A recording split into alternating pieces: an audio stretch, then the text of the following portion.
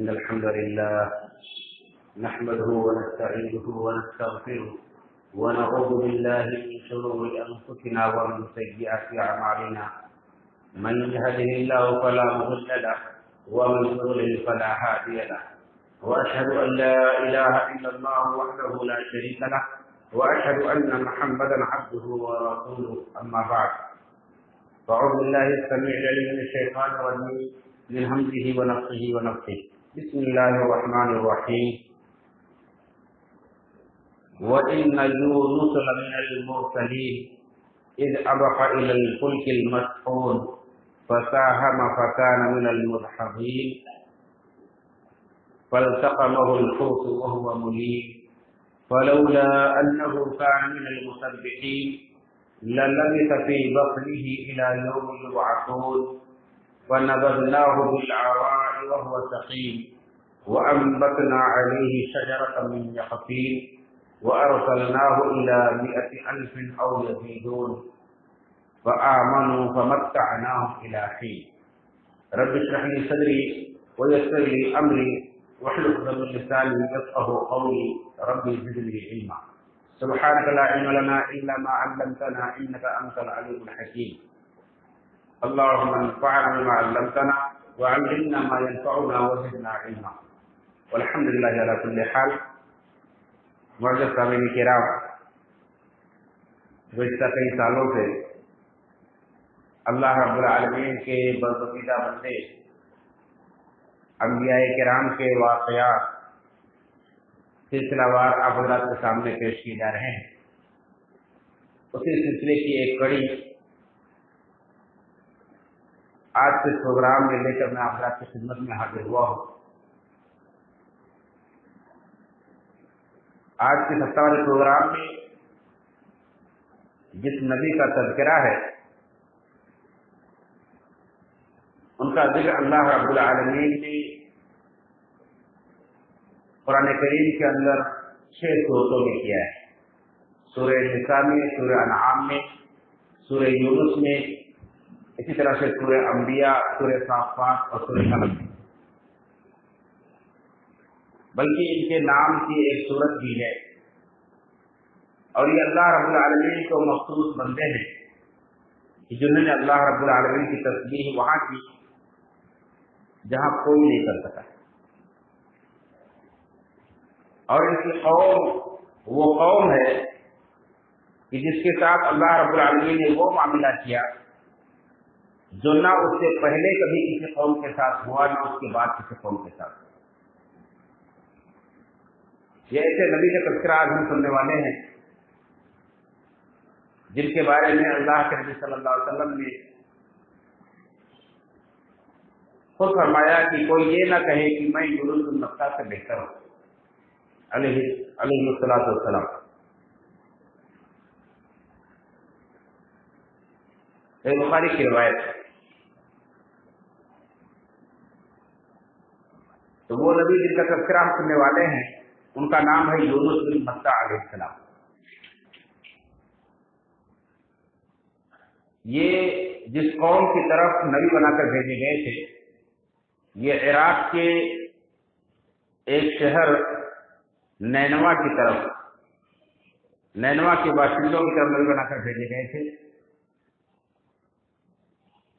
جو عراق کا ایک علاقہ ہے اور جہاں اس وقت اشور قبیلہ آباد تھی. ایک قوم آباد تھی، اسے اشور کہا جاتا تھا. اشوریوں کا علاقہ تھا جنہوں نے لاکھوں بنی اسرائیل کو وہاں قید کر رکھا. انہی کی ہدایت کے لیے اللہ رب العالمین نے نبی بنا کر بھیجا. یہ بھی کہا گیا کہ یہ خود نینوا کے نہیں تھے بلکہ یہ فلسطین کے تھے. اللہ رب العالمین نے انہیں نینوا کی طرف نبی اور رسول بنا کر بھیجا. انہوں نے دیگر انبیاء کی طرح اللہ کے دین کو تک پہنچایا، توحید کی دعوت پہنچائی، لیکن اس قوم نے ماننے سے انکار کر دیا اور دوسرے قوموں کی طرح سے انہوں نے یہی کہا کہ جس عذاب سے ہمیں ڈراتے ہو وہ عذاب لے آؤ. آخر یونس علیہ السلام جب ہر طرح سے سمجھا بجھا کر تھک گئے تو انہوں نے یہ وعدہ کیا کہ ٹھیک ہے 40 دنوں کے بعد ہم پر اللہ کا عذاب آئے گا۔ مفسرین کہتے ہیں کہ اللہ رب العالمین نے انہیں یہ حکم نہیں دیا، انہوں نے اپنی طرف سے ان سے وعدہ کر لیا کہ 40 دنوں کے بعد تمہارے اوپر عذاب آئے گا، اور بعض مفسرین نے یہ بھی کہا ہے کہ 3 دن کا وعدہ کیا تھا، 3 دن کے بعد تمہارے اوپر عذاب آ جائے گا، اور خود وہاں سے یہ وعدہ کر کے خود وہاں سے نکل کھڑے ہوئے۔ اب وہاں سے کیوں نکل کھڑے ہوئے تھے، اس کے بارے میں بھی مفسرین نے کئی باتیں کہی ہیں۔ ایک تو یہ کہ اللہ رب العالمین کا جو حکم نہیں آیا تھا انہیں ہجرت کرنے کا، جیسا کہ اللہ رب العالمین کا دستور ہے کہ جب کسی قوم کو عذاب دینا چاہتا ہے تو وہاں سے اپنے نیک بندوں کو پہلے نکال لیتا ہے، انہیں وہاں سے نکل جانے کا حکم دیتا ہے۔ یہ انہوں نے اللہ رب العالمین کے حکم کا انتظار نہیں کیا اور پہلے ہی نکل گئے۔ ایک بات یہ کہی گئی ہے، اور دوسری بات یہ کہی گئی کہ یہ قوم کے اندر تھے، لیکن جب دن کافی گزر گئے اور کوئی آثار نظر نہیں آ رہے تھے عذاب کے، تو یہ غصہ ہو کر وہاں سے نکل گئے، میری قوم کے لوگ مجھے جھوٹا کہیں گے، مجھے شرمندگی اٹھانی پڑے گی، اس لیے وہاں سے نکل گئے۔ ایک بات یہ بھی کہی گئی کہ وہاں سے یہ نکل کر دوسری جگہ جا کر پناہ لیے اور وہاں سے انتظار کر رہے تھے کہ قوم پر عذاب آئے گا۔ انہوں نے دیکھا قوم کے اوپر عذاب آیا، وقت پر عذاب کے آثار ظاہر ہوئے، لیکن پھر تھوڑی دیر کے بعد چل گئے۔ تب انہوں نے سوچا کہ اگر میں اب قوم کے اندر جاتا ہوں تو قوم کے لوگ مجھے جھوٹا کہیں گے، اس لیے وہاں سے غصے کی حالت میں وہ نکل گئے۔ اور کچھ مفسرین نے یہ بھی کہا ہے کہ اللہ رب العالمین سے غصہ ہوا کہ اللہ رب العالمین نے پورا کیوں نہیں کیا وعدہ، عذاب بھیجنے کا وعدہ کیا تھا، عذاب کیوں نہیں بھیجا، اس لیے وہاں سے نکل گئے۔ اللہ رب العالمین نے خود اس کا ذکر کیا ہے، وَذَنُّونِ إِذْ ذَهَبَ مُغَاضِبًا فَظَنَّ أَن لَّن نَّقْدِرَ عَلَيْهِ فَنَادَىٰ فِي الظُّلُمَاتِ أَن لَّا إِلَٰهَ إِلَّا أَنتَ سُبْحَانَكَ إِنِّي كُنتُ مِنَ الظَّالِمِينَ۔ اور ذُنُّون کو یاد کرو، ذُنُّون یعنی مچھلی والے، یونس علیہ السلام کو مچھلی والے کہا جاتا ہے، اس لیے کہ یہ مچھلی کے پیٹ کے اندر بھی رہیں۔ تو اللہ نے کہا کہ مچھلی والے کو یاد کرو جبکہ وہ ناراض ہو کر نکل گئے، اذهب مغاضبا، جب وہ غصے کی حالت میں نکل گئے۔ اب غصے کی حالت میں جو نکلے تو مفسرین کا دونوں کہنا ہے کہ کچھ کہتے ہیں کہ اللہ سے غصہ ہو کر نکل گئے، اور کچھ کہتے ہیں کہ اپنی قوم سے غصہ ہو کر نکل گئے۔ فظن ان لن نقدر علیہ، اور یہ خیال کیا، یہ گمان کیا کہ ہم ان پر کوئی تنگی نہیں کریں گے، ہم ان کی پکڑ نہیں کریں گے۔ اسی طرح سے دوسری جگہ اللہ رب العالمین نے یہ بھی تذکرہ کیا ہے کہ وَإِنَّ يُونُسَ لَمِنَ الْمُرْسَلِينَ، اور بے شک یونس بھی پیغمبروں میں سے تھے، اِذْ أَبَقَ إِلَى الْفُلْكِ الْمَشْحُونِ، جبکہ وہ بھری ہوئی کشتی کی طرف بھاگ گئے۔ اِذْ أَبَقَ إِلَى الْفُلْكِ الْمَشْحُونِ، جبکہ وہ بھاگ گئے۔ ابقا کے معنی ہوتے ہیں، ابقا اس غلام کے لیے استعمال ہوتا ہے جو اپنے آقا سے بھاگ گئے، اپنے آقا کی مرضی کے خلاف اپنے آقا کو بتائے بغیر وہ چپکے سے نکل جائے، بھاگ جائے، تو کہتے ہیں کہ ابقل غلام یا ابقل عبد، کہ غلام بھاگ گیا۔ تو اللہ رب العالمین کے حکم کے بغیر یہ چیزیں نکلے تھے، اس لیے اللہ رب العالمین نے انہیں کہا کہ یہ بھاگ گئے۔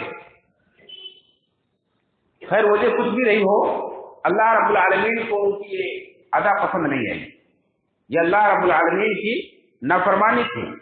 اور انبیاء سے اس طرح سے چھوٹی موٹی غلطیاں ہوئی ہیں، لیکن اللہ رب العالمین دنیا کے اندر ہی انبیاء کی معمولی سے معمولی غلطیوں کو بھی پکڑ کر لیتا ہے، اور یہ بھی اللہ کا دستور ہے کہ اللہ تعالیٰ دنیا کے اندر جن کی پکڑ کرتا ہے آخرت ان کی پکڑ نہیں کرے گا۔ اس لیے انبیاء کی معمولی غلطیوں پر اللہ رب العالمین تنبیہ کرتا ہے دنیا کے اندر۔ ہمارے نبی صلی اللہ علیہ وسلم کا واقعہ آپ نے سنا ہوگا کہ آپ مکہ میں بڑے بڑے سرداروں کو سمجھا رہے ہیں، نابینا شخص آتے ہیں اور کہتے ہیں کہ مجھے دین کی باتیں سکھائیے، تو اللہ علیہ وسلم کے چہرے پر ناگواری کے آثار ظاہر ہو جاتے کہ میں بڑے بڑے سرداروں کو یہاں سمجھا رہا تھا، اگر یہ نہ آتے تو اچھا ہوتا۔ تو اللہ رب العالمین نے اس کو بھی پکڑ کے عبس وتولی، मुंह बिसोड़ लिया, रोगर्दानी की, चेहरा फेर लिया। अंजाहुल आमा, इस बात से कि तुम्हारे पास एक अंधा आ गया, तो मामूली लफ्ज़ों पर अल्लाह रब्बुल आलमीन पकड़ करता है। दूसरी बात ये मालूम हुई कि चाहे अल्लाह रब्बुल आलमीन की इस जमीन पर अल्लाह की मखलूक में जो सबसे अफजल है, अल्लाह के सबसे मुकर्रम है, अंबिया ही क्यों ना हो, लेकिन अल्लाह के सामने वो एक गुलाम, अल्लाह के सामने उनकी हैसियत एक गुलाम की है, एक बंदे की है। किसी भी तरह से अल्लाह रब्बुल आलमीन की जात में, उसकी सिफात में, उसकी उलूहियत में और उसकी बादशाहत में किसी भी तरह की कोई पार्टनरशिप या कोई साझेदारी उनकी नहीं है। ये हमारे अकीदे तौहीद का मसला है। इसे हमें बड़ी ही सफाई के साथ समझना चाहिए कि अल्लाह रब्बुल आलमीन के यहाँ बड़े बड़े पैगंबरों का मामला और उनकी हैसियत भी एक गुलाम की है। तो अल्लाह रब्बुल आलमीन ने कहा कि इस अबका इलल फुल्किल मशहूर, वो भाग गए और गुस्से होकर निकल गए। जब गए तो वो गुस्से की हालत में थे। अब गुस्सा किससे थे? कौम से या अपने रब से, कुछ भी मामला हो, लेकिन अल्लाह रब्बुल आलमीन को उनका ये भागना, उनका ये यहाँ से निकलना पसंद नहीं आया। अल्लाह ने फरमाया फज़न्न अल्लन नक़दिर अलैहि, वो ये समझ बैठे कि हम उन पर कुदरत नहीं रखते, यानी हम उनकी पकड़ नहीं करेंगे, या ये समझे कि हम उन पर तंगी नहीं करेंगे। कद्र के माने होते हैं, जहां कुदरत के माने के भी होते हैं, वहीं कद्र के एक माने तंगी के भी होते हैं। अल्लाह ने खुद फरमाया है, इन्ना रब्बका यबसुतु रिज़्क़ लिमन यशाअ व यक़दिर, अल्लाह जिसके लिए चाहता है अपने बंदों में से रोजी को कुशादा करता है, जिसके लिए चाहता है तंग कर देता है।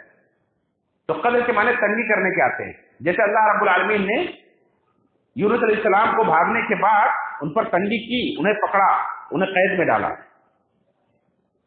तो ये समझे थे, क्या यूनुस अलैहिस्सलाम का यह अकीदा था कि अल्लाह ताला हमको कुदरत नहीं पाएगा?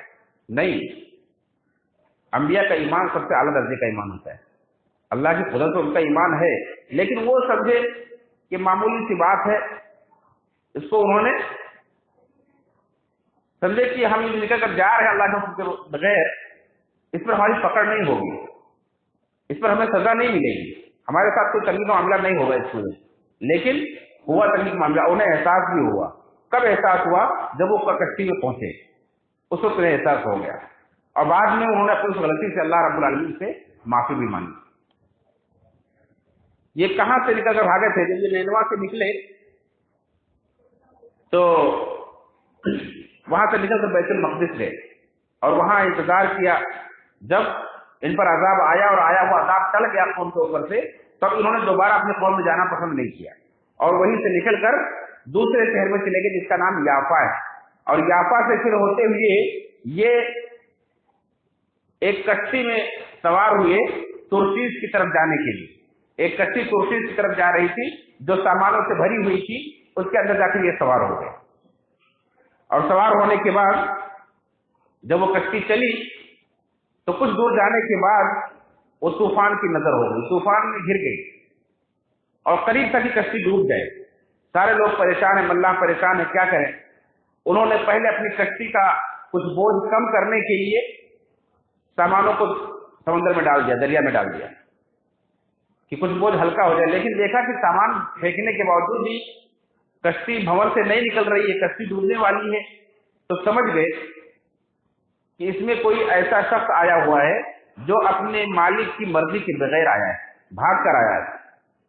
और उनके यहाँ ये एक दस्तूर था कि वो शख्स जब तक नहीं निकाला जाएगा कश्ती से, तब तक ये कश्ती आगे नहीं बढ़ेगी। तो उन्होंने पता लगाने के लिए कि कौन है वो शख्स, कुरान अंदाजी की। अल्लाह रब्बुल आलमीन से तज़किरा किया है कि उन्होंने कुरान अंदाजी की। अल्लाह ने फरमाया फसाहमा, उन्होंने कुरान अंदाजी की, गोटी डाली, चिट्ठी डाली कि कौन है जो भाग कर आया है। तो वो चिट्ठी किसके नाम निकली? यूनुस अलैहिस्सलाम के नाम। फकाल मिनल मुदहज़ीन, अब वो शिकस्त खुर्दा हो गए, हार गए, यानी भागे तो थे लेकिन पकड़े गए, उनके नाम चिट्ठी निकली। लोगों ने उनके मकाम मर्तबे का लिहाज रखते हुए सोचा गलती हो गई होगी, फिर से कुरान अंदाजी की, फिर से कुरान अंदाजी की, तो फिर उन्हीं का नाम निकला। तीसरी बार कुरान डाल दी कि फिर भी उन्हीं का नाम निकल रहा है, तो समझ गए यूनुस अलैहिस्सलाम को भी एहसास हो गया कि मेरी गलती है, अब मुझे मेरे को तंगी होने वाली, मेरी पकड़ होने वाली। तो कश्ती से वो खुद ही वो समुद्र के अंदर कूद गए, या लोगों ने उन्हें कश्ती से नीचे समुद्र में डाल दिया। ये कश्ती वाले उन्हें डालकर आगे निकल गए, लेकिन अल्लाह रब्बुल आलमीन ने उन्हें समुद्र में गिराया तो, लेकिन हिलाक नहीं किया। उनकी पकड़ की, कैद में डाला, लेकिन हिलाक नहीं किया। अल्लाह रब्बुल आलमीन ने एक मछली को हुक्म दिया, उस मछली ने उन्हें निकल लिया। वो मछली कौन थी, कहां से आई थी? अल्लाह रब्बुल आलमीन ने दो लफ्ज इस्तेमाल किए हैं। एक सूरह कलम के अंदर फरमाया, अपने नबी सल्लल्लाहु अलैहि वसल्लम को मुखातब करते हैं कि फस्बिर वला तकुन कसाहिबिल हूत, ऐ नबी आप सब्र कीजिए, अपनी कौम वालों को दावत देने के मामले में सब्र कीजिए और साहिब हूत की तरफ मत हो जाइए। साहिब हूत कौन? मछली वाले की तरफ मत हो जाइए, यूनुस अलैहिस्सलाम की तरफ मत हो जाइए कि बेसब्री करके जल्दी से अजाब के लिए दावत, उन्हें अजाब के लिए वादा कर दें और निकल जाएं। सब्र कीजिए।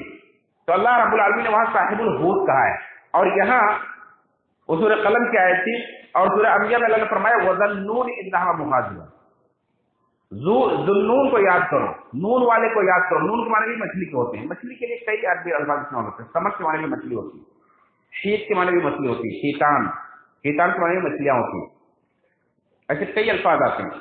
लेकिन यहाँ अल्लाह रब्बुल आलमीन दो अल्फाज इस्तेमाल किए हैं, हूत और नून।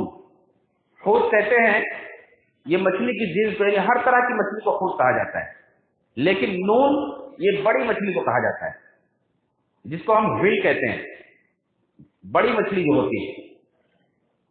और ये सबसे बड़ी मछली थी जिसे अल्लाह रब्बुल आलमीन ने भेजा था निकलने के लिए।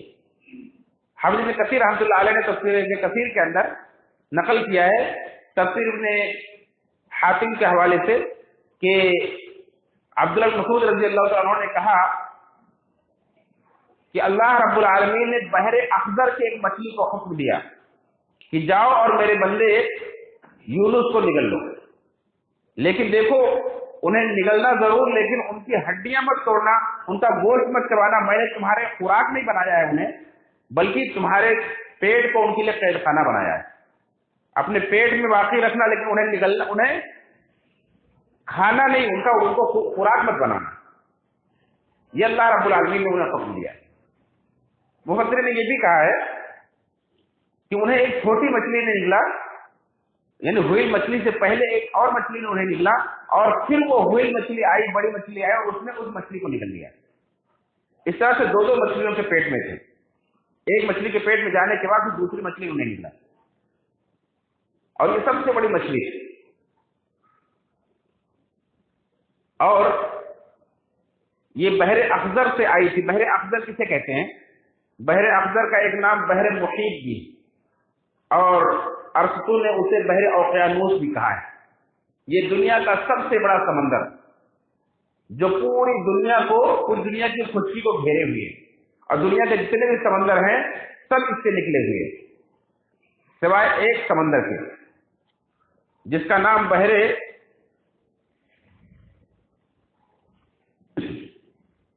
खरज है, गालिबन बहरे खज़र, जिसे कैस्पियन कहा जाता है। बहरे खज़र जो फ्रांस के पास है, उस बहर के अलावा तमाम समंदर दुनिया के जो है वो उससे निकले हुए, उससे जुड़े हुए, मिले हुए। और ये समंदर सब तरफ से खुशकी को, पूरी दुनिया की खुशकी को घेरे हुए, चाहे बहरे हिंद हो या बहरे रोम हो। इसी तरह से इसे बहरे अटलांटिक, या अरबी में उसे अल मुहीतुल अतलंती भी कहा जाता है, और अरब के लोग इसे बहरे जुल्मात भी कहते हैं। अल्लामा इकबाल के शेर में आपने सुना होगा कि दस्त तो दस्त है दरिया भी न छोड़े, हमने बहरे जुल्मात में दौड़ा दिए घोड़े हमने। सहाबे किराम ने जब अल्लाह रब्बुल आलमीन का दीन फैलाया, अल्लाह के रास्ते में जिहाद किया, निकले, तो वो वहां तक पहुंच गए अल्लाह के दीन को फैलाते हुए कि उसके आगे कोई आबादी नहीं। تو وہاں سے اللہ رب العالمین کے حکم سے بحر اخضر سے، بحر محیط سے، یعنی سے بحر اوقیانوس کہتے ہیں، اسی طرح سے بحیر روم کو بھی بحر اوقیانوس کہا گیا ہے، اور اس کا بحر محیط کو بھی بحر اوقیانوس کہا جاتا ہے۔ تو اس بڑے سمندر سے اللہ رب العالمین کے حکم سے ایک بہت بڑی مچھلی آئی اور اس نے یونس علیہ السلام کو نگل لیا، اور وہ سمندروں میں چکر لگانے لگی، تمام سمندر کا اس نے چکر لگایا، سمندر کی تہ تک گئی، نیچے تک گئی، اور یونس علیہ السلام اس کے پیٹ کے اندر جب گئے تو وہ پہلے تو سمجھے کہ میں مر چکا ہوں، لیکن پھر انہوں نے اپنا بازو ہلایا، اپنا سر ہلایا تو دیکھا کہ ہاں ابھی میں زندہ ہوں۔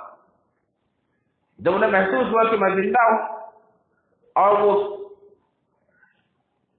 وہ مچھلی انہیں لے کر کے سمندر کی تہ میں پہنچی تو انہوں نے وہاں اللہ کی تسبیح کی آوازیں سنی، سمندر کے اندر، سمندر کی تہ میں اللہ رب العالمین کی تسبیح کی آوازیں سنی تو سوچنے لگے کہ اے اللہ یہ کیا ہے؟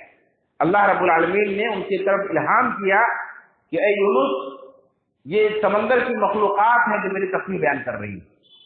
تو وہاں اللہ رب العالمین کی سے انہوں نے اپنی غلطی کا اعتراف کرتے ہوئے معافی مانگی اور کہا لا الہ الا انت سبحانک انی کنت من الظالمین، اے اللہ تیرے سوا کوئی معبود نہیں، تیرے سوا کوئی معبود برحق نہیں، سبحانک تو پاک ہے، انی کنت من الظالمین یقیناً میں ہی ظالم ہوں، یقیناً مجھ سے غلطی ہوئی، مجھ سے ظلم ہوا ہے۔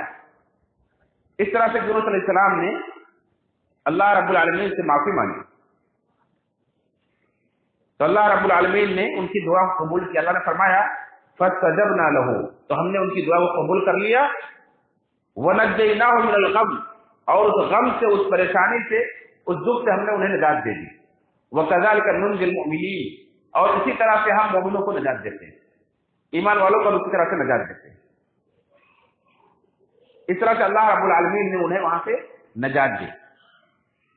کتنے دنوں تک مچھلی کے پیٹ کے اندر رہے، اس سلسلے میں کئی اقوال ہیں۔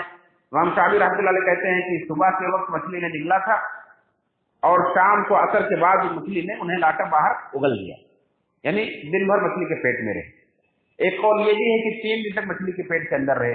کسی مفسر نے یہ بھی کہا ہے کہ 7 دن، کسی نے کہا ہے کہ 10 دن، کسی نے 40 دن بھی کہا ہے، مچھلی کے پیٹ کے اندر اتنے عرصے تک رہے۔ اللہ رب العالمین نے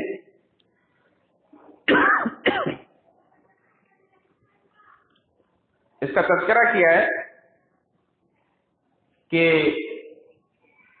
جب وہ مچھلی کے پیٹ سے نکلے تو وہ انتہائی کمزور تھے، فَنَبَذْنَاهُ بِالْعَرَاءِ وَهُوَ سَقِيمٌ، ہم نے انہیں چٹیل میدان میں ڈال دیا، یعنی سمندر کے ساحل پر لا کر ڈال دیا، وَهُوَ سَقِيمٌ، اور وہ بیمار تھے۔ جیسے مرغی کا انڈا پھوٹنے کے بعد ایک چوزا نکلتا ہے تو جسے کمزوری کی حالت میں ہوتا ہے، یا ماں کے پیٹ سے پیدا ہونے کے بعد بچہ ایسے کمزوری کی حالت میں ہوتا ہے، ایسے مچھلی کے پیٹ میں رہنے کی وجہ سے یونس علیہ السلام انتہائی کمزور ہو گئے۔ اللہ رب العالمین نے اس حالت سے انہیں باہر نکالا، وہ کمزور ہو گئے تھے، بیمار ہو گئے۔ تو اللہ رب العالمین نے کیا انتظام کیا؟ اللہ نے خود قرآن کریم کے اندر ذکر کیا ہے، فرمایا وَأَنبَتْنَا عَلَيْهِ شَجَرَةً مِّن يَقْطِينٍ، ہم نے ان کے اوپر یقطین کا درخت اگا دیا، شجرۃ من یقطین، یقطین یعنی بیل والا درخت۔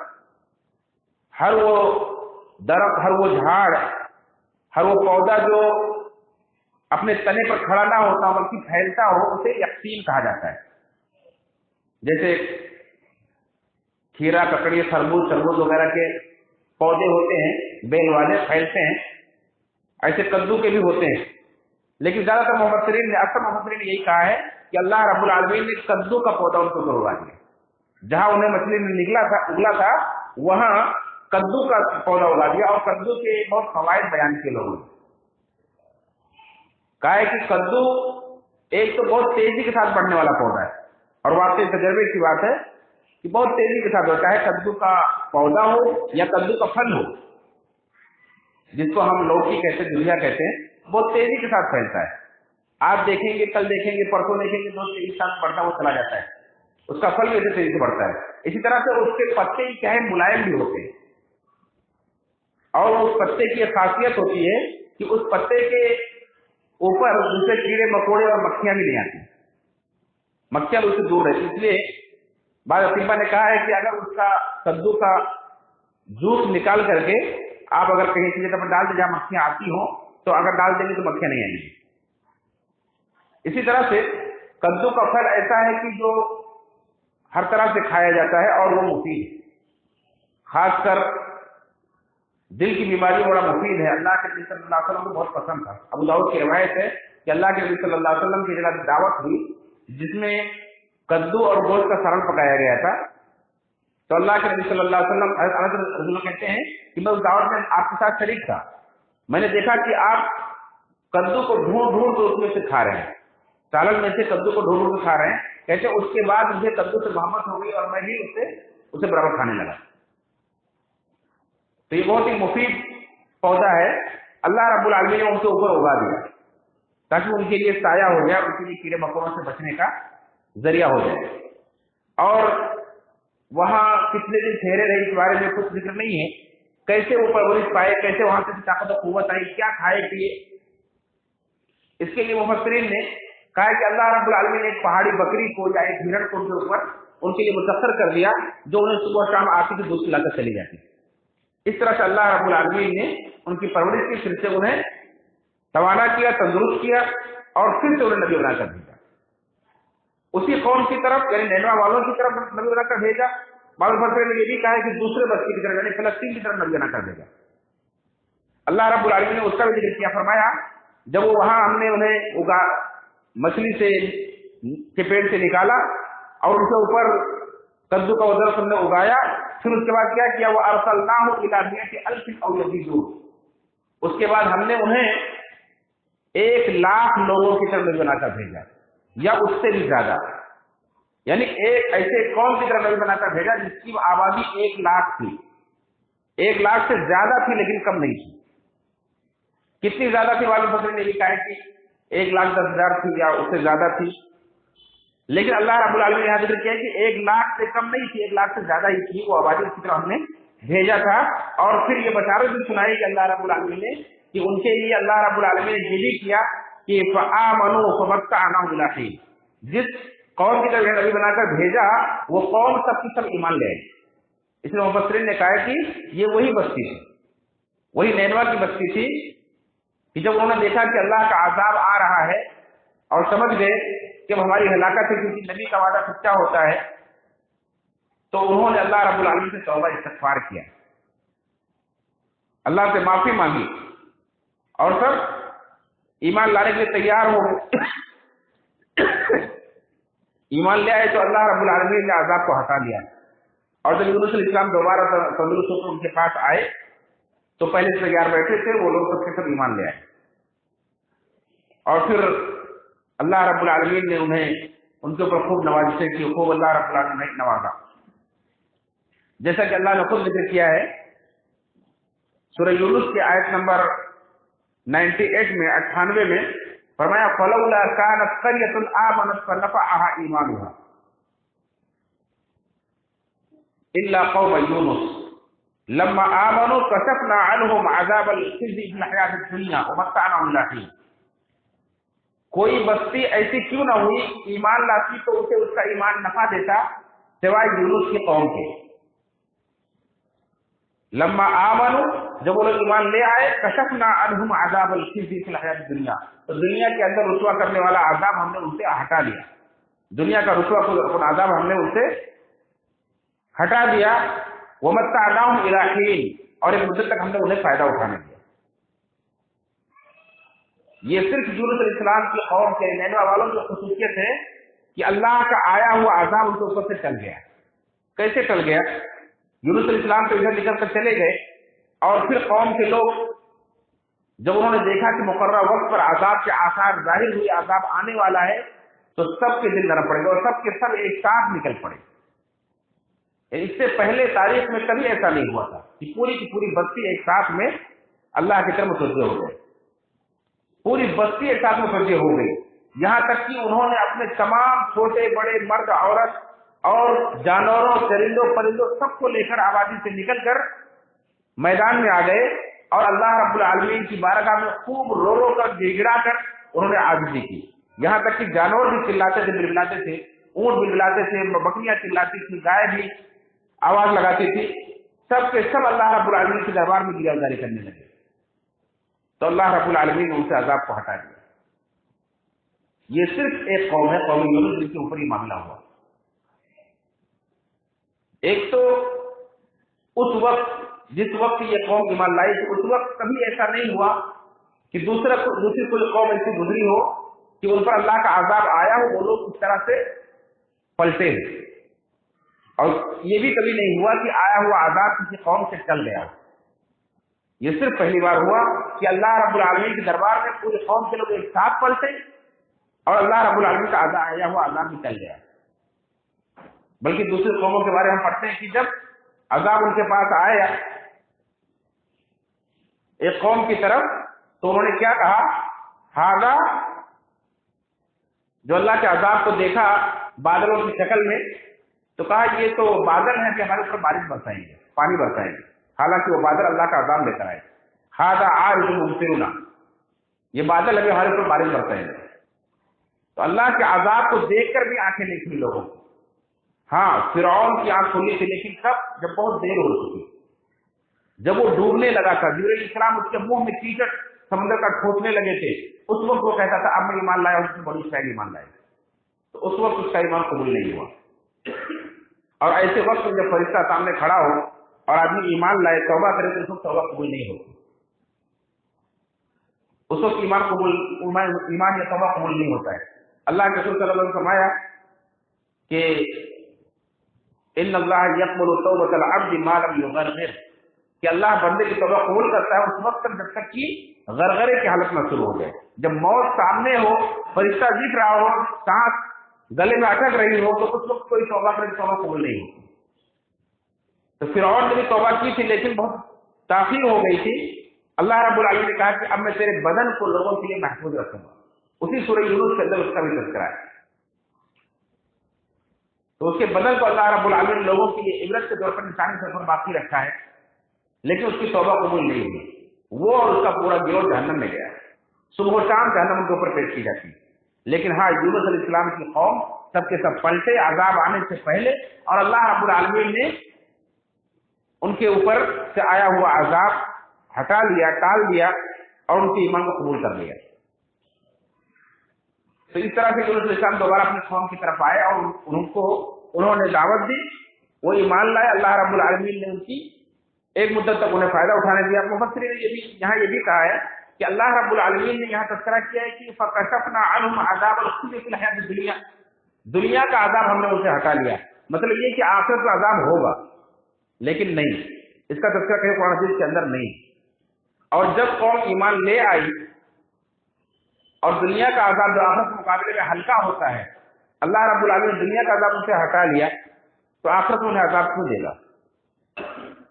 اس لیے زیادہ تر محسن یہی رہا ہے کہ اللہ رب العالمین نے ان کی ایمان کی وجہ سے انہیں آخرت کے عذاب سے محفوظ کر دیا ہے۔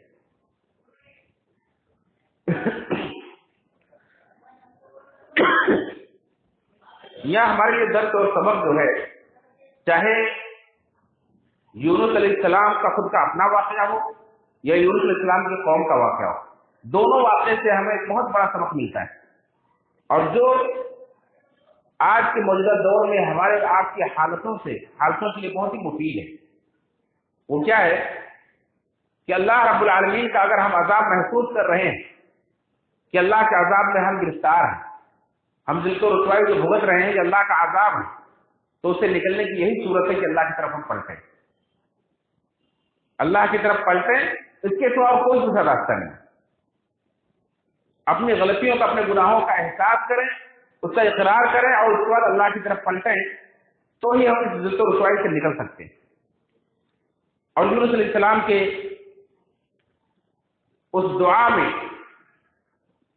اسی بات کا تذکرہ ہے کہ یونس علیہ السلام نے کیا کیا، پہلے اپنے رب کی توحید کا اقرار کیا اور اپنے گناہ کا اعتراف کیا، کہا لا الہ الا انت سبحانک انی کنت من الظالمین، اے اللہ تیرے سوا کوئی معبود برحق نہیں، اور تو پاک ہے، یقیناً میں ہی ظالم ہوں۔ یہاں بڑے باریک نقطے بیان کیے گئے ہیں یونس علیہ السلام نے جو تھوڑی سی منمانی کی تھی، اور نفس پرستی آپ جانتے ہیں یہ بھی شرک کا ایک درجہ ہے کہ آدمی اپنے نفس کا غلام بن جائے.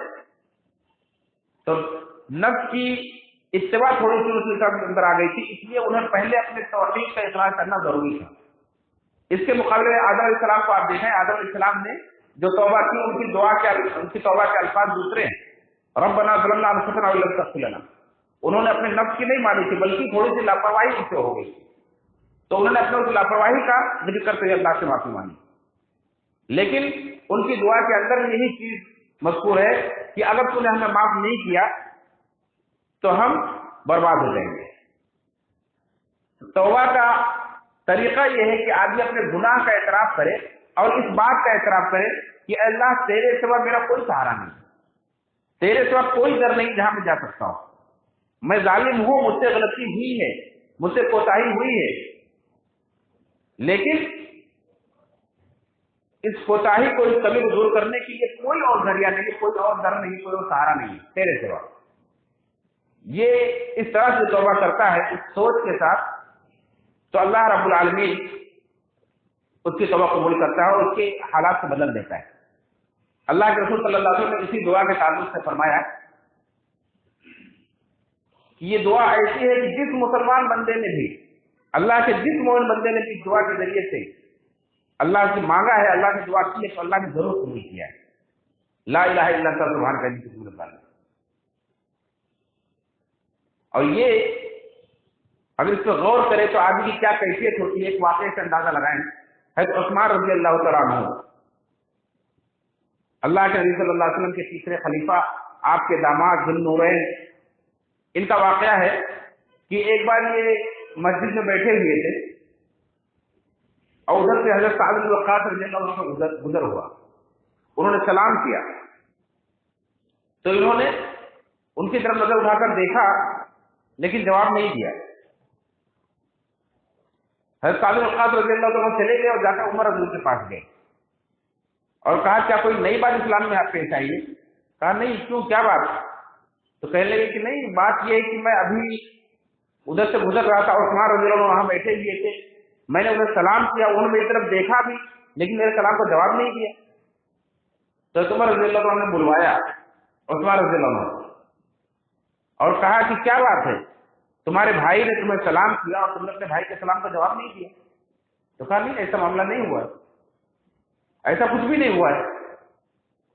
تو حضرت صاحب نے کہا کہ نہیں ہوا ہے، قسم کھا کر کہنے لگے کہ اللہ کی قسم ایسا ہوا ہے. تو انہوں نے کہا نہیں، اللہ کی قسم میں نے نہیں کیا ایسا. حضرت عثمان نے کہا، جب دونوں نے قسم کھائی تو پھر حضرت عثمان رضی اللہ عنہ کو یاد آیا کہ ہاں جب یہ قسم کھا کر کہہ رہے جھوٹ نہیں کہیں گے. پھر تھوڑا سا انہوں نے دماغ پہ زور ڈالا تو کہا ہاں آپ کو میں نے دیکھا تھا، آپ وہاں سے گزرے تھے، لیکن وہ میری ایسی کیفیت تھی اس وقت کہ میں ہوش میں نہیں تھا.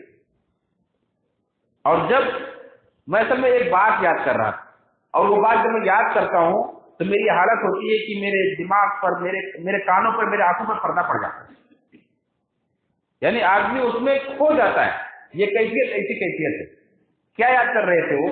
حضرت صاحب نے خود کہا کہ آپ مت بتائیے، میں آپ کو بتا دیتا ہوں وہ بات کیا ہے جو آپ یاد کر رہے تھے، میں بتا دیتا ہوں.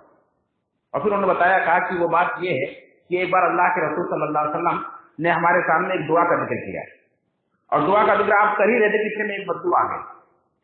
اور پھر اللہ کے نبی صلی اللہ علیہ وسلم ان کے پاس بیٹھ کے باتیں کرنے لگے، مشغول ہو گئے اور ان کے پاس سے بات ختم کرنے کے بعد آپ گھر کی طرف چل پڑے. تو صاحب وقاص کہتے ہیں کہ میں بھی آپ کے پیچھے پیچھے چل پڑا اور جب مجھے ایسا لگا کہ ابھی آپ اپنے گھر کے اندر چلے جائیں گے دعا بتائے بغیر، تو میں نے پیچھے ذرا پیر زور سے مارا، زمین میں اپنے جوتے کی آواز میں نے نکالی. اللہ کے نبی صلی اللہ علیہ وسلم نے پیچھے مڑ کر دیکھا، کہا کون؟ ابو اسحاق تم ہو؟ کہ ان کی کنیت تھی. کہا ہاں اللہ وسلم میں ہوں. کہا کیا بات؟ کہا نہیں اللہ کی قسم کوئی بات نہیں، بس بات یہ ہے کہ آپ ہمارے سامنے ایک دعا کا ذکر کر رہے تھے اور اتنے میں آپ کے سامنے بددعا آ گئے، آپ ان سے بات کرنے لگے اور آپ دعا بتا رہے تھے، ان کے چلے. تو ہم نے کہا ہاں وہ دعا میرے بھائی ذنون کی دعا ہے، مچھلی والے کی دعا ہے، لا الہ الا انت سبحانک انی کنت من الظالمین. یہ دعا جو بھی مسلمان اللہ رب العالمین سے دعا پڑھ کر مانگے گا تو اللہ تعالیٰ اس کی دعا ضرور قبول کرتا ہے. تو سعد بن وقاص رضی اللہ عنہ نے یاد دلایا عثمان بن عفان کو، کہا کہ یہی دعا، یہی بات آپ یاد کر رہے ہوں گے. یعنی یہی وہ بات کہ یہ دعا ایسی ہے، اس کے اندر ایسی تعلیم ہے، ایسا درس ہے، یہ صرف زبانی پڑھنے کی چیز نہیں، اس کے اندر غور کرنے کی چیز ہے۔ یقین کے ساتھ اس طرح سے اللہ سے جو مانگے گا تو اللہ اس کی دعا قبول کرتا ہے۔ تو صحابہ کرام اس دعا کو جب سوچتے تھے، غور کرتے تھے، اس کو پڑھتے تھے، تو ان کے سامنے دنیا کو کوئی چیز نظر نہ آتی، اللہ سے ایسا رابطہ ان کا دور جاتا تھا جیسے دنیا میں ہے ہی نہیں، بس وہ ہے ان کا رب کہ اللہ میں خطا کار ہوں اور تیرے سوا میرا وہ کوئی سہارا نہیں۔ تو اتنا زیادہ اس میں مہ ہو جاتے تھے، کھو جاتے تھے کہ سامنے اگر کوئی لگا گزرتے ہوئے سلام کرے تو اس کو بھی انہیں سنائی نہیں دیتا تھا، کوئی دکھائی نہیں دیتا تھا۔ تو اللہ رب العالمین نے یہ ایسا کلمہ عطا فرمایا، اور ساتھ ہی ساتھ دعا کی اہمیت معلوم ہے کہ ہم نے بارہا سنا ہے، اللہ کے رسول کی حدیث ہے کہ تقدیر کو کوئی چیز نہیں بدل سکتی سوائے دعا کے، سوائے دعا کے تقدیر کوئی چیز نہیں بدل سکتی۔ اور یہ واقعہ، یہ دعا آپ کو خود بہت ہی واضح طور پر بتلاتی ہے، بڑی اچھی سے وضاحت کرتی ہے کہ کیسے اللہ تعالیٰ تقدیر کو بدل دیتا ہے۔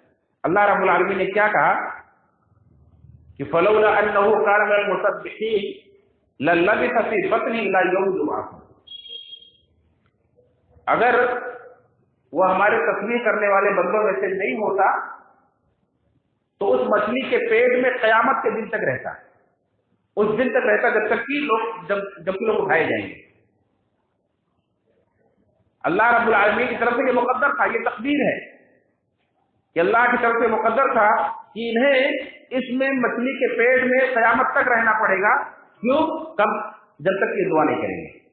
دعا کر لیے تو اللہ رب العالمین کو تقدیر بدل دی، اللہ رب العالمین سے بدل دیا تو انہیں دنیا میں دوبارہ بھیج دیا۔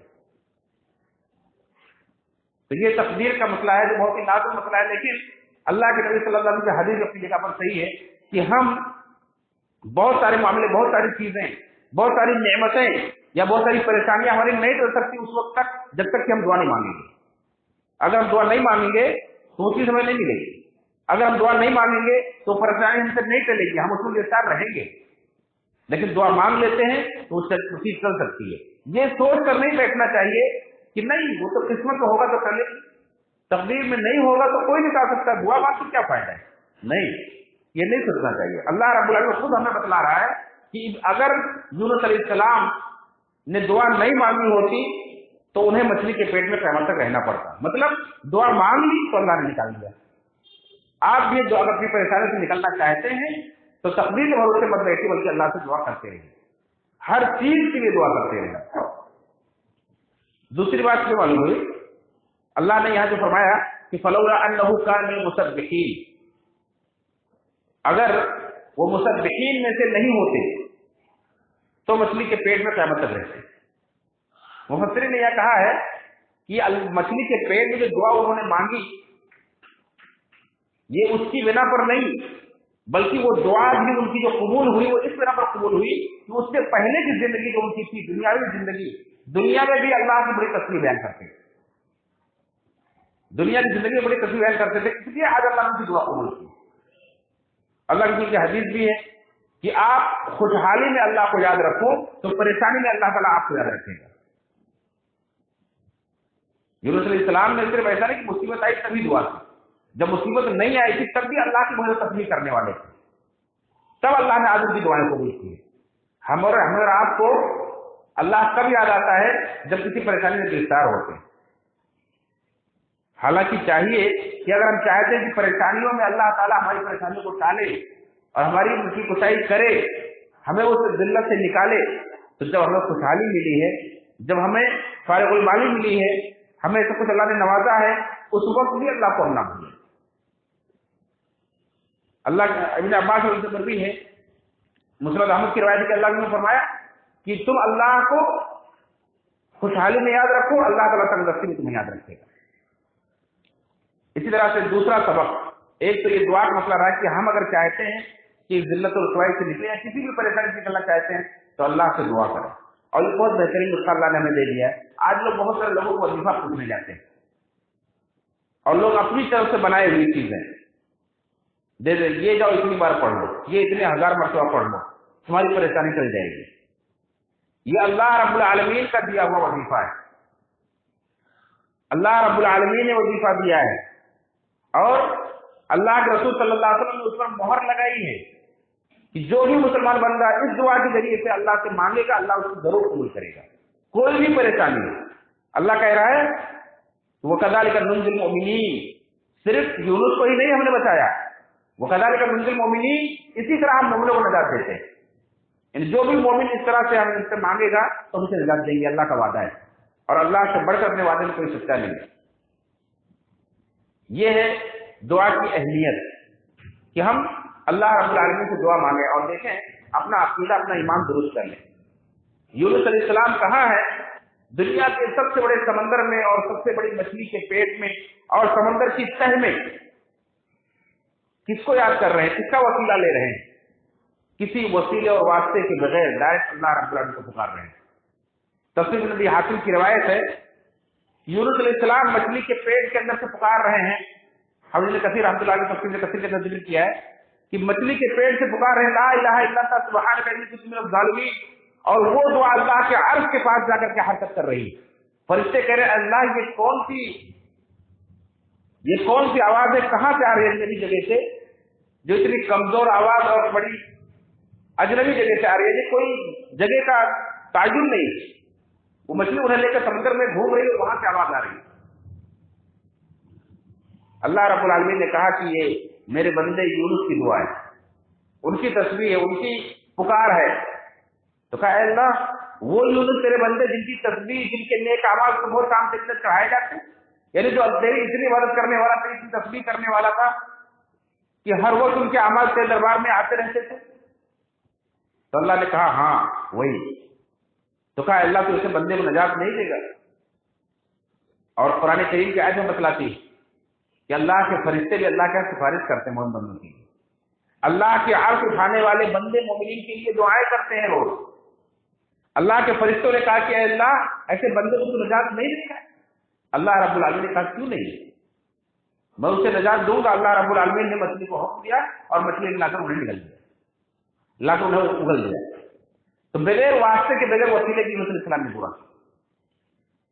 یہ تو ایک بات ہوئی دعا کے تعلق سے۔ دوسری بات اس واقعے سے ہمیں ملتی ہے کہ اللہ کے دین کے لیے اگر کوئی دعوت کا کام کرے تو جلد بازی نہیں کرنا چاہیے، ورنہ وہ آپ کے اوپر ویسے تنگی کر دی جائے گی جسے یونس علیہ السلام کے اوپر کی گئی۔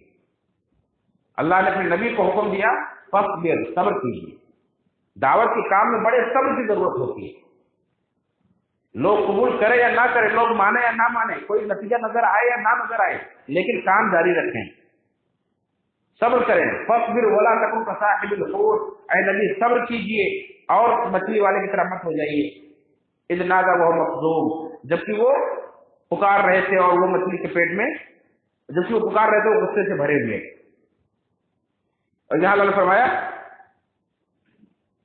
کہ فنادى في الظلمات، تاریکی میں پکار، تاریکیوں میں، ظلمات کا لفظ اللہ رب نے استعمال کیا ہے کہ تاریکیوں کے اندر پکارا۔ وہ تاریکی کون سی تھی؟ رات کی تاریکی، سمندر کی گہرائی کی تاریکی اور مچھلی کے پیٹ کی تاریکی، تین تاریکیوں کے اندر تھی یونس علیہ السلام، اور وہاں سے انہوں نے اللہ کو پکارا۔ اور دوسری ایک قول کے مطابق اس مچھلی کو بھی ایک بڑی مچھلی نے نکل لیا تھا، یعنی دو مچھلیوں کے پیٹ کے اندر رہتے ہوئے یونس علیہ السلام نے اللہ کو پکارا تھا، تو اللہ رب العالمین ان کے ساتھ یہ معاملہ کیا۔ تو اس سے ہمیں دو چیزیں معلوم ہے کہ ہمیں اپنی تمام پریشانیوں کے لیے اللہ سے رجوع کرنا چاہیے، اللہ سے توبہ اور دعا کرنی چاہیے، اللہ رب العالمین حالات کو بدل دیتا ہے۔ دوسری بات یہ کہ ہمیں جہاں تک ہو سکے صبر سے کام لینا چاہیے، صبر سے بڑھ کر کوئی عطیہ نہیں۔ اللہ کے نبی صلی اللہ علیہ وسلم کی حدیث ہے کہ بندوں کو اللہ کی طرف سے جتنے بھی عطیات ملے ہیں اس میں صبر سے بڑا کوئی عطیہ نہیں، صبر سب سے بڑی چیز، سب سے بڑا ہتھیار ہے۔ اللہ نے خود کہا یا ایھا الذین آمنوا استعینوا بالصبر والصلاۃ ان اللہ مع الصابرین، اے ایمان والو اللہ سے مدد مانگو صبر کے ذریعے اور نماز کے ذریعے، ان اللہ مع الصابرین، بے شک اللہ صبر کرنے والوں کے ساتھ۔ اور صبر کا بدلہ اللہ رب نے کیا رکھا ہے؟ انما یوفی الصابرون اجرهم بغیر حساب، صبر کرنے والوں کو ان کا بدلہ بے حساب دیا جائے گا۔ تو یہ سیدنا یونس علیہ السلام کا تذکرہ تھا، تو میں نے آپ حضرات کے سامنے قرآن و سنت کی روشنی میں رکھا۔ اللہ رب العزت کی دعا کہ رب العالمین ہم سب کو انبیاء کرام کے واقعات سے وہی سبق عطا فرمائے اور وہ قوت کا فرمائے جس کے لیے اللہ رب العالمین نے قرآن کریم میں بیان کیا ہے، اور خود نبی کو فرمایا کہ ہم نے یہ قرآن انبیاء کے واقعات آپ کے لیے اس لیے بیان کیے ہیں لنثبت به فؤادک، تاکہ اس کے ذریعے سے آپ کے دل کو مضبوط کریں۔ تو اللہ تعالیٰ ہمیں ان کے واقعات سے زیادہ سے زیادہ سبق لینے کی اور اپنے دلوں کو مضبوط کرنے کی توفیق فرمائے، حالات سے معاملات سے گھبرانے کی بجائے رب پر بھروسہ کرنے کی، رب سے دعا کرنے کی، التجا کرنے کی توفیق فرمائے، اور رب العالمین ہمیں صبر کا مظاہرہ کرنے کی توفیق فرمائے، ہر طرح کی بے صبری سے بچائے اور ہر طرح کے جلد بازی سے بچائے۔ رب العالمین ہمیں مرتے دم تک اسلام پر قائم رکھے، جب دنیا سے اٹھائے ہم سے ایمان پر اٹھائے، جنت الفردوس سے ہمارا ٹھکانہ بنائے، ہمیں جہنم کے عذاب سے بچائے۔ آمین، تقبل یا رب العالمین، وآخر دعوانا الحمد للہ رب العالمین۔